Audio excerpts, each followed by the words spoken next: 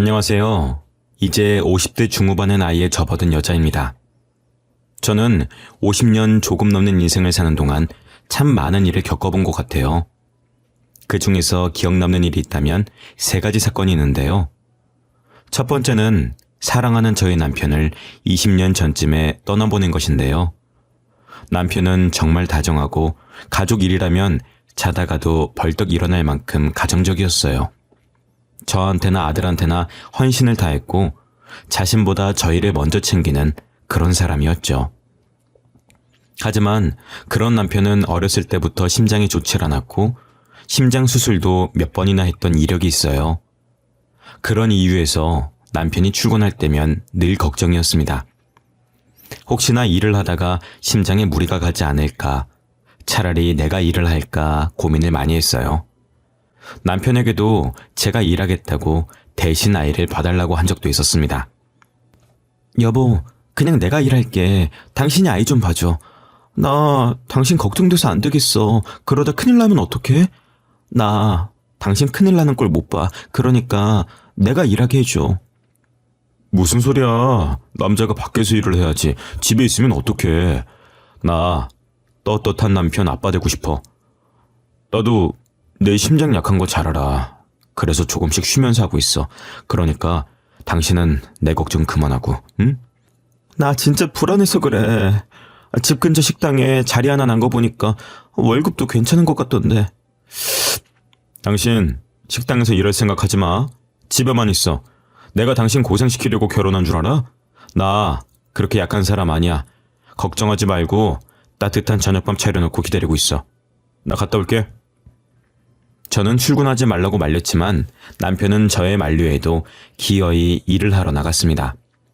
그날따라 이상하게 마음이 편치 않았고 웃는 얼굴로 출근한 남편의 얼굴이 계속 아른거리더라고요. 만약 그때로 돌아갈 수 있다면 저는 남편의 출근을 어떻게든 말렸을 겁니다. 그날 남편이 출근하면서 보였던 미소가 마지막 모습이 될 거라는 걸 알았다면 말입니다. 남편은 제게 보였던 따뜻한 미소와는 상반되게 차디찬 몸을 한 채 제품으로 돌아왔습니다. 일을 하다가 갑자기 심장에 부여잡고 쓰러졌는데 직원들이 늦게 발견해서 골든타임을 놓치는 바람에 그대로 심장마비로 세상을 떠나게 되었습니다. 저는 남편을 잃고 한동안 무슨 정신으로 살았는지 모르겠습니다. 제정신이 아닌 상태에서도 어떻게든 아들을 먹여 살리겠다고 닥치는 대로 일만 했던 것 같아요. 남편 사망보험금이 수령된 것도 첫 월급 타고 통장을 확인하면서 알게 되었습니다. 사망보험금 들어온 걸 보고서 통장을 부여잡고 얼마나 울었는지 몰라요. 보험을 어찌나 많이 들어놨던지 수령받은 사망보험금이 8억이 조금 넘더라고요. 저는 사람이 많이 안 다녀서 다 죽어가는 3층짜리 건물을 헐값에 사게 되었고 1층에 가게를 열고 2층, 3층엔 월세방을 내주어 새방 사는 사람들에게 월세를 받으며 살았습니다. 평소 남편이 열고 싶어 했던 횟집을 1층에 열어서 제가 운영하고 있었어요. 죽으라는 법은 없는지 제가 건물을 산 지 3년도 안 돼서 저희 동네가 재개발에 들어가게 되었고 재개발에 들어가면서 땅값이 올랐고 사람들도 많이 다니기 시작했습니다. 저는 그렇게 횟집을 하면서 혼자서 아들을 키워왔어요. 아들이 사춘기 시절 제가 횟집을 하는 것에 창피함을 느꼈었지만 성인이 된 지금은 참 뿌듯해합니다. 이 횟집 덕분에 제가 다시 기운을 차릴 수가 있었고 자신도 하고 싶은 것을 원 없이 하고 다녔다면서요. 아들은 다른 곳에 취업하지 않고 제 횟집을 물려받으려고 했습니다. 어머니, 저는 대학교 졸업하면 다른 곳에 취업 안 하고 어머니 가게 물려받을 거예요. 예전부터 그러겠다고 생각했어요. 제가 어머니처럼 일을 잘할 수 있을지 모르겠지만요. 그게 무슨 소리야. 대학교까지 나와서 횟집을 하겠다니 절대 안 돼.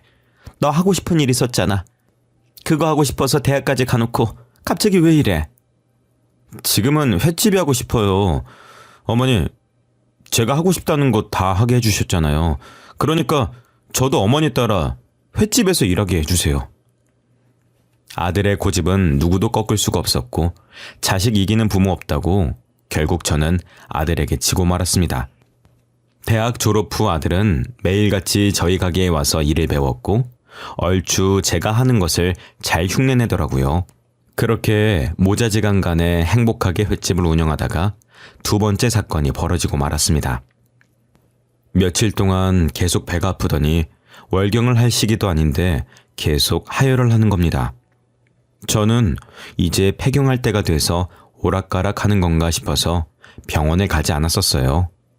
그런데 통증이 갈수록 심해졌고 결국 저는 일을 하다가 쓰러지고 말았습니다.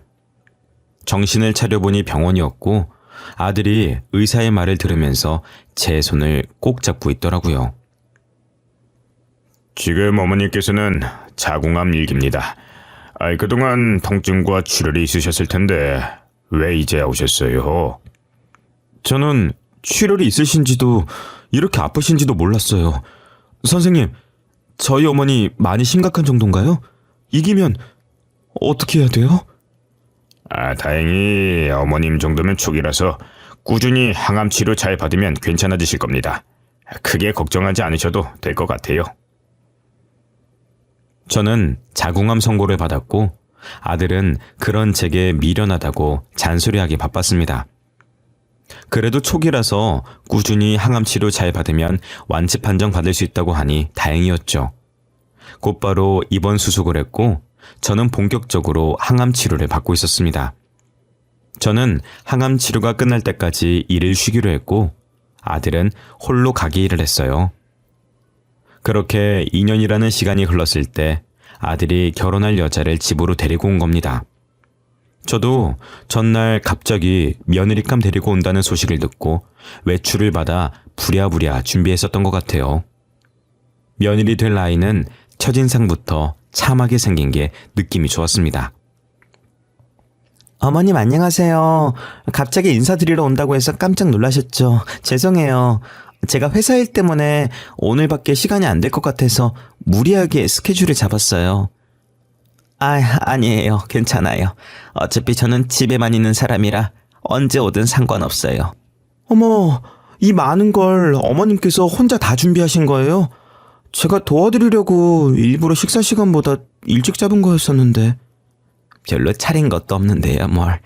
이렇게 띄워주니까 쑥스럽네요. 먼 길 찾아오느라 힘들었을 텐데 차린 건 없지만 맛있게 먹어줘요. 입맛은 맞을지 모르겠네요. 그럼 감사히 잘 먹겠습니다. 어머님, 이거 진짜 너무 맛있어요. 요리를 따로 배우신 거예요? 어떻게 이런 맛이 나지?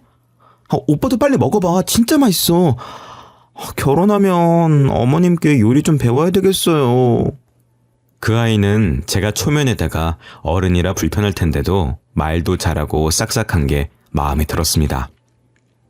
이 사람이라면 저희 아들을 보내도 믿고 안심할 수 있을 것 같았어요.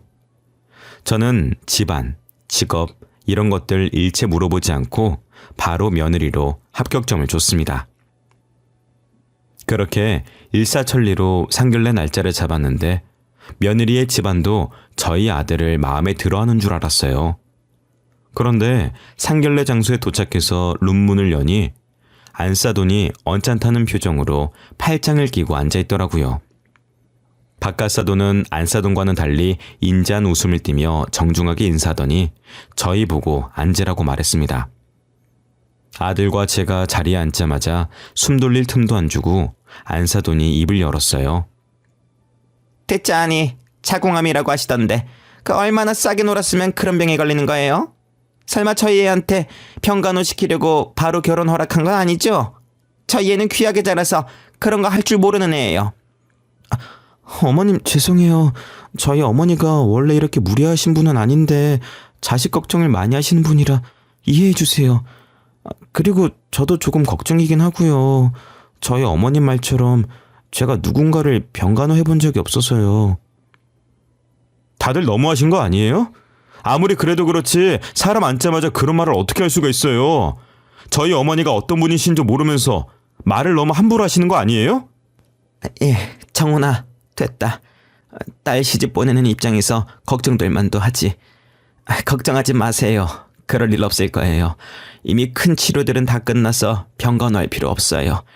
그 문제는 신경 안 쓰셔도 될 것 같습니다. 저희 집사람과 딸이 초면에 무리한 행동을 했네요. 죄송합니다. 제가 대신 사과드리겠습니다. 박가사도는 안사돈과는 다르게 되게 점잖으시고 예의가 있으신 분 같았습니다. 며느리가 그런 박가사돈을 조금 더 많이 닮은 것 같았고요. 그래도 박가사돈 덕분에 망칠 뻔한 상견례를 끝까지 잘 마칠 수가 있었습니다.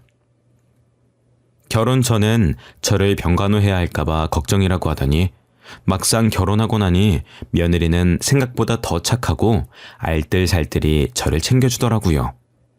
병간호까진 아니더라도 병원에 있는 동안 제가 필요한 물건들을 며느리가 구해줬었습니다. 병문안도 자주 오고 혹여나 병원밥이 입맛에 안 맞을까봐 음식도 싸들고 오고 했어요. 그렇게 3년 동안 병원 생활을 했고 이제 완치에 가까울 정도로 상태가 호전되었습니다. 의사 선생님도 이 정도면 이제 집에서 통원하면서 치료를 받아도 될 것 같다고 하시더라고요. 한 번 암에 걸리면 다른 곳에 전이가 될 가능성이 높아서 완전 완치했다고 말씀을 못 드리겠지만 완치에 가까울 정도로 상태가 좋습니다. 이제 더 이상 병원 생활 하지 않으셔도 될 것 같아요. 그 말씀은 제가 이제 집에 가도 된다는 말씀인가요? 네, 그동안 치료받으시느라 정말 고생 많으셨습니다. 앞으로는 정해진 날짜에 통원하시면서 치료받으시면 될 것 같아요.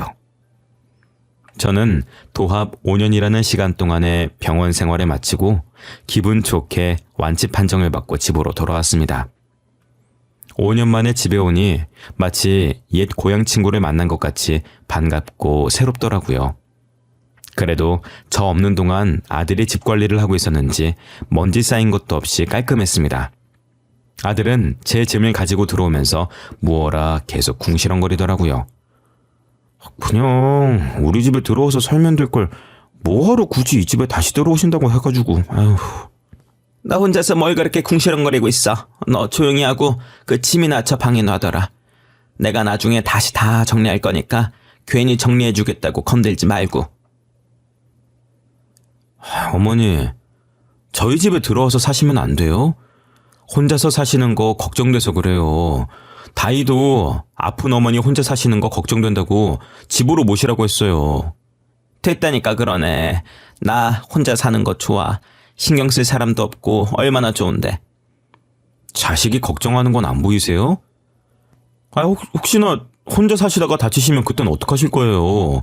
그냥 저희랑 살아요. 저희 마음 편하자고 하는 거예요. 자식 좀 편하게 살게 해주세요, 네? 괜히 저로 인해 부부 사이가 나빠지거나 제 눈치를 볼까봐 안 가겠다고 버텼지만 며칠 뒤 며느리까지 찾아와서 데리고 가려고 하는 통에 두 손 두 발 다 들고 말았습니다. 저는 아들 부부의 고집을 꺾지 못했고 아들 내에 들어가게 되었습니다. 그리고 몸도 괜찮아져서 다시 아들과 같이 일을 하기 시작했고요. 아들이 일을 워낙 잘하고 성격이 싹싹해서 그런지 제가 없는 동안 자신의 단골 손님도 만들어 놨더라고요. 오랫동안 저희 가게에 오신 손님분들도 제 안부를 물으면서 아들 칭찬을 아끼지 않으셨습니다. 자기 안 걸렸다면서 몸은 좀 묻던가? 이제는 괜찮은 거요? 움직여도 되는겨? 네, 완치 판정 받았어요. 이제 건강해요. 걱정해 주신 덕분에 괜찮아졌어요. 감사해요. 자기 우리 아이 건강보다 중요한 게 없다. 그래도 아들 잘 키워놨더라. 일을 얼마나 잘하든지 아주 야물딱지더라고. 이제 아들 찾는 손님들이 더 많겠어. 긴장 좀 해야겠는디? 다른 사람들에게 아들 칭찬을 들으니 기분이 좋더라고요. 더군다나 옛날부터 오신 분들이 칭찬을 하니 아들의 실력을 인정받는 기분이었습니다. 이젠 아들이 알아서 잘하고 5년 동안 저 없이도 별탈 없이 잘했으니 가게를 맡겨도 괜찮을 것 같았어요. 그래서 가게를 아들 명의로 돌려주고 저는 가끔 심심할 때 한 번씩 가게에 가서 일을 도와주는 걸로 바꿔야겠다는 생각을 했습니다. 제가 몸도 아팠고 나이도 있으니까 슬슬 가게를 정리할 때가 오기도 했고요. 저는 이런저런 고민에 빠져서 잠을 못 자고 있다가 물 한 잔만 마시고 자려고 방문을 열었습니다. 혹시나 아들 내외가 저 때문에 깰까봐 소리가 안 들리게 조심스럽게 나왔는데 제 방과 맞은편에 있는 화장실 문틈 사이로 빛이 새어나오고 있는 겁니다. 안방에도 화장실이 있으니 아들 내외가 쓸 일은 없어서 제가 실수로 안 끄고 들어간 줄 알고 불을 끄려고 화장실 쪽으로 다가갔습니다. 그런데 화장실과 가까워질수록 사람이 말하는 것 같이 웅얼웅얼 가는 소리가 들리더라고요. 안에 사람이 있는 건가 싶어서 문 앞에 서서 귀를 가져다 댔습니다.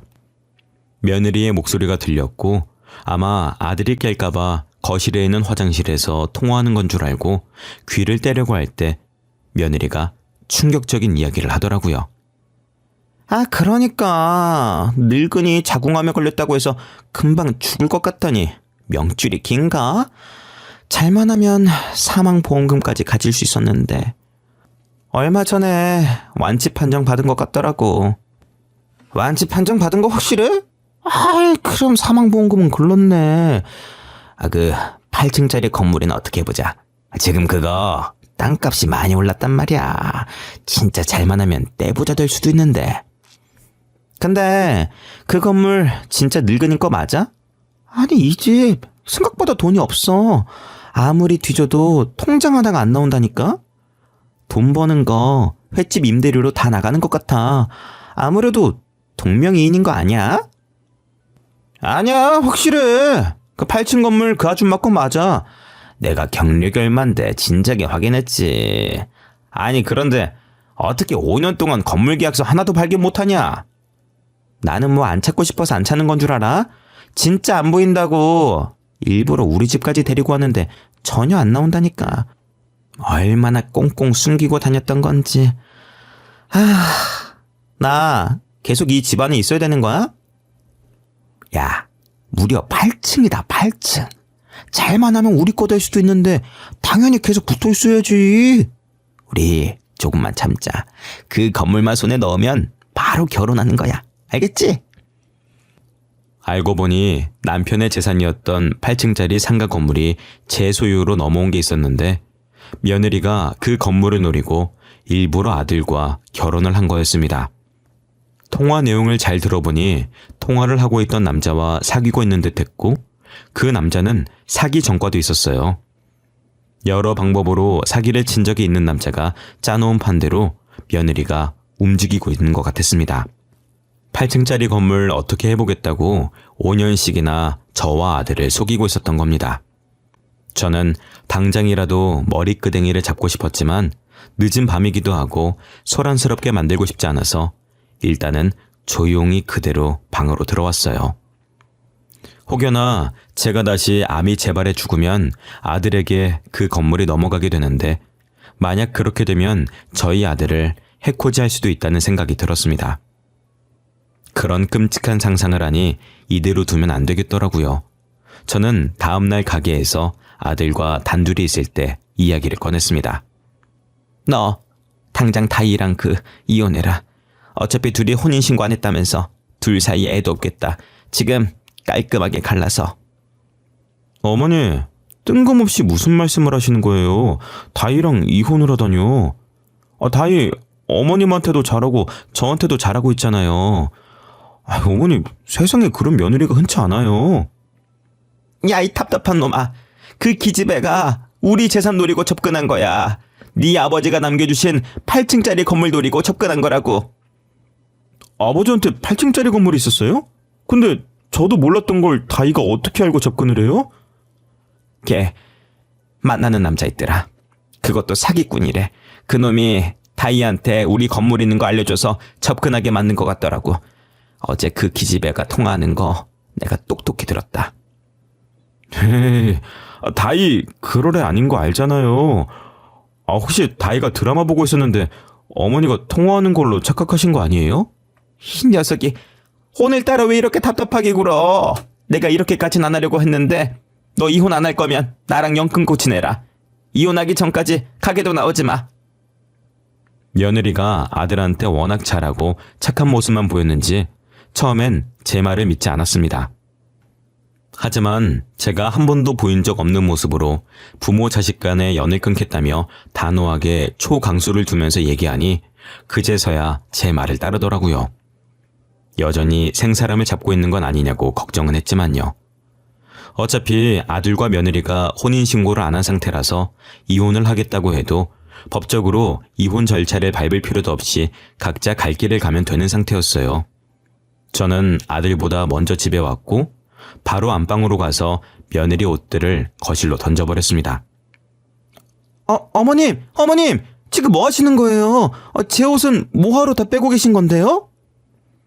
뭐하러 다 빼긴. 우리 집 식구 아닌 사람 짐 빼고 있는 건데 무슨 문제 있니? 너 이제 우리 집 식구 아니야. 아직 아들한테 못 들었나 봐. 너 우리 아들이랑 이혼이야, 응? 갑자기 그게 무슨 이혼이라뇨. 제가 오빠랑 이혼을 왜 해요? 혹시 미치신 거예요? 어머님, 좀 진정해보세요. 무슨 일 때문에 이러시는 건데요? 제가 뭘 잘못했냐고요? 네가 뭘 잘못했냐고? 진짜 몰라? 네가 뭘 잘못했는지 모르겠어? 잘 생각해봐. 네가 뭘 잘못했는지. 네가 한 짓은 네가 더 잘 알잖아.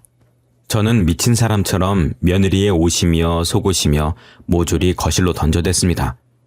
며느리는 하지 말라고 말리다가 울면서 어디론가 전화를 하더라고요. 그러더니 얼마 지나지 않아서 저희 집으로 안싸돈이 들어오는 겁니다. 사돈, 이게 지금 뭐 하는 짓이에요? 횟집이나 하면서 보잘것없는 집안에 시집 보내놨더니 감히 내 딸을 쫓으려고 해요? 못 배운 거 티내는 것도 아니고 이게 무슨 그 경우 없는 행동입니까? 예? 마침 잘 오셨네. 와서 제 눈앞에 있는 것들 다 치우세요. 하나도 안 보이게, 응? 못 배운 건 내가 아니라 그쪽들 아니에요? 결혼할 남자도 있는 애를 저희 집에 시집을 보내요? 사돈이 그걸 어떻게... 아니, 그 남자랑은 진작에 정리해서 저희 애랑 더 이상 아무런 상관이 없는 그 남자예요.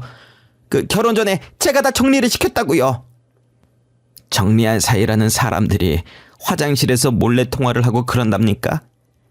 자기야 하면서 말이죠. 저는 그런 애를 며느리로 받아들일 생각 추후에도 없습니다. 그러니까 제 눈앞에서 치워주시죠. 사돈, 저를 봐서라도 어떻게 안 되겠습니까? 제가 애 교육을 다시 시켜가지고 절대 다시는 이런 일 없도록 할게요. 네? 너는 뭐 하고 있어? 빨리 잘못했다고 빌지 않고. 어머님 잘못했어요. 다시는 안 그럴게요. 앞으로 절대 그 사람이랑 연락 안 할게요. 그러니까 한 번만 봐주세요. 제발요. 이렇게 빌게요. 네? 내 재산 노리고 접근한 애를 뭘 믿고 용서를 해. 더 이상 말 섞기도 싫고 같은 공간에 있기도 싫으니 당장 나가거라. 안사돈도 저희 집에서 그만 나가주시겠어요? 사돈, 우리 이러지 말아요. 충분히 말로 할 수 있는 부분이잖아요. 네? 우리가 뭐 한두 번 본 사이도 아니고 우리한테 어떻게 이럴 수가 있어요? 아니요. 저는 누구 말처럼 못 배운 여자라서 못 배운 티 팍팍 내면서 무식하게 쫓아내려고요. 어머님, 제가 잘못했어요. 제발 한 번만 봐주세요. 다시는 허튼 생각 안 할게요. 10원짜리 하나라도 손 안 댈게요. 그러니까 이번 한 번만 넘어가 주시면 안 될까요? 좋게 말로 하니까 안 통하네. 이렇게까진 안 하려고 했는데 어쩔 수 없지. 계속 이렇게 안 나가고 버티면 저 주거 침입죄로 2사람 신고할 거예요. 경찰서 가고 싶으면 계속 그러게 버티고 서 있으시던가. 저는 안사돈과 며느리를 집에서 내보내려고 했는데 안 가고 버티더라고요. 어차피 이 집이 제가 해줬던 집이라 혼인신고도 안 된 상태면 남이나 다름이 없기 때문에 지금 안 나가면 주거침입죄로 신고하겠다고 했습니다. 그랬더니 꼬리를 내리고 모양 빠지게 둘이서 옷을 주섬주섬 챙기더니 나가더라고요. 옷을 주워가는 꼴이 얼마나 우습던지 현관문을 닫히자마자 배꼽을 잡고 웃었습니다. 뒤늦게 온 아들이 집에 오면서 안사돈과 며느리가 울면서 옷을 들고 가는 모습을 봤는지 피식거리면서 집 안으로 들어오더라고요. 뭐야? 어머니가 하신 말이 진짜였던 거예요? 다이 지금 장모님한테 맞으면서 가던데요? 지금 두 사람 꼴이 말이 아니에요. 양손에 옷 주렁주렁 달고 가더라고. 내가 말했잖아. 분명히 통화하는 거 들었다고. 네 장모도 다이 만나는 남자 있는 거 다 알고 있더라. 진짜 미친 집안이지 아주. 엄마랑 딸이나 똑같아.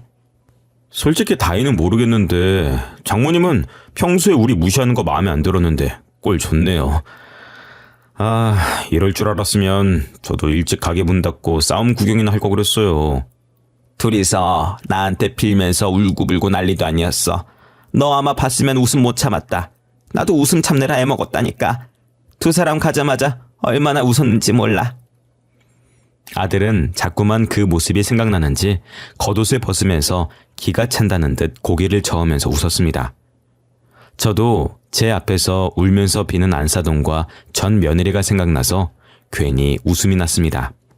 상견례 때부터 그렇게 콧대 높게 행동하더니 결국은 끝이 이렇다는 게 너무 웃겼어요. 그 뒤로 구질구질하게 매달리면서 귀찮게 할 줄 알았는데 다행히 저희 앞에 안 나타나더라고요. 그렇게 아들이 이혼한 지 5년이라는 시간이 흘렀던 것 같습니다. 그 사이 가게는 아들에게 물려줬고 저는 노후를 즐기며 집에서 쉬고 있었어요. 점점 전 며느리가 잊혀져 갈 때쯤 집에만 있기 뻐근해서 아들 가게 도와주러 가고 있었는데 갑자기 모르는 번호로 전화가 오는 겁니다. 혹시나 택배인가 싶어서 전화를 받았는데 어딘가 익숙한 목소리가 들리더라고요. 사돈, 접니다. 5년 만이네요. 그동안 어떻게 지내셨어요? 잘 지내셨어요? 누군가 했더니 저한테 무슨 볼 일이 있어서 전화를 다 하셨어요. 저희가 이렇게 안부 인사 나눌 사이는 아닌 것 같은데 말이죠. 이용권이 뭔데요? 제가 사돈께 부탁드릴 게 있어서요. 부끄럽지만 저도 자궁암에 걸렸어요. 그런데 치료받을 돈이 없어서. 염치 없는 거 잘 압니다. 하지만 부탁할 만한 사람이 사돈뿐인지라 사돈이었던 정을 생각해서 병원비 좀 어떻게 안 될까요? 다이 그 남자랑 결혼한 걸로 알고 있는데 잘난 사위한테 달라고 하시지. 왜 저한테 이러신답니까? 그놈 얘기는 꺼내지도 마세요. 다시 생각해도 혈압이 오르네요. 죽고 못 살겠다고 해서 재혼시켜줬더니 그놈이 저희 가족한테 사기를 쳤지 뭡니까? 그래서 가진 돈 다 날리고 그놈은 도망가서 찾을 수가 없어요. 그러게 남 등쳐먹고 다니는 사기꾼을 뭘 믿고 결혼시킨답니까? 자업자득이죠. 그 남자랑 저희 재산 탐내더니 결국엔 자기가 그 남자한테 뒤통수 맞아서 재산 다 털리고 꼬시네요. 제가 사정이 이렇다 보니 암에 걸려도 치료를 못하고 있는 상황이에요. 사돈, 우리 예전 일은 다 잊고 사람 한 명 살린다 치고 병원비 좀 어떻게 안 될까요? 이혼한 마당에 제가 그쪽한테 돈을 왜 줘야 되는지 모르겠네요. 그쪽은 도대체 얼마나 싸게 놀았으면 그런 병에 걸린답니까? 남의 돈 뜯지 마시고 남은 시간 동안 지금처럼 사기꾼 딸내미나 키우면서 사세요. 전 안사돈은 제가 자궁암에 걸렸을 때 어떻게 했는지 기억도 안 나는 모양이었습니다. 저는 10년 전 안사돈이 한 말이 아직까지도 어제 일처럼 생생하게 기억에 나는데도 말이죠. 얼굴에 철판을 몇 개를 깔아야 저럴 수 있는 건지 아무리 돈이 없다지만 저 같았으면 쪽팔려서 전 사돈에게 돈 빌릴 생각도 못했을 겁니다. 그래도 천벌을 받길 바랬는데 남의 돈을 탐내다가 되려 자기가 당했다고 하니 통쾌하더라고요. 도대체 사기꾼을 뭘 믿고 사랑하고 결혼까지 하는지 모르겠습니다. 언젠간 본인이 당할 거라는 걸 생각을 안 하고 있나 봐요. 사람이 죄를 지으면 언젠가는 다시 자신에게 돌아온다고 하더니 전 안사돈과 전 며느리를 보면 그 말이 괜히 있는 말이 아닌 것 같았습니다. 그래서 저도 지금부터라도 힘든 사람 도우면서 열심히 살아보려고요. 그래야 저한테든 아들한테든 좋은 일이 생길 것 같거든요. 저는 그렇게 다짐한 날부터 3층 건물 월세 받는 걸로 매달 기부하고 있습니다. 충분히 횟집 매출로도 저희 2명 먹고 살 수 있어서 월세로 기부하는 걸 아들도 찬성을 했죠. 그리고 8층짜리 건물은 아직 아무 계획이 없긴 한데 그대로 썩히기에도 뭐해서 장애인 재단을 만들어 볼까 합니다. 요즘 기사를 보니 장애인 복지가 제대로 안 되어 있는 것 같더라고요. 저도 비장애인이라 그동안 편하게 생활해 놓으니 장애인들의 불편함을 헤아리지 못했던 것 같습니다. 그래서 공부를 조금 하고 재단을 하나 세워볼까 합니다. 제가 살아있는 동안에는 누군가에게 도움을 주는 사람이 되고 싶어서요. 여러분들도 아직 늦지 않았으니 도움이 필요한 사람이 있다면 먼저 손을 내밀어 보는 게 어떨까요? 그러다 보면 분명히 저희에게도 좋은 일이 생기게 될 겁니다.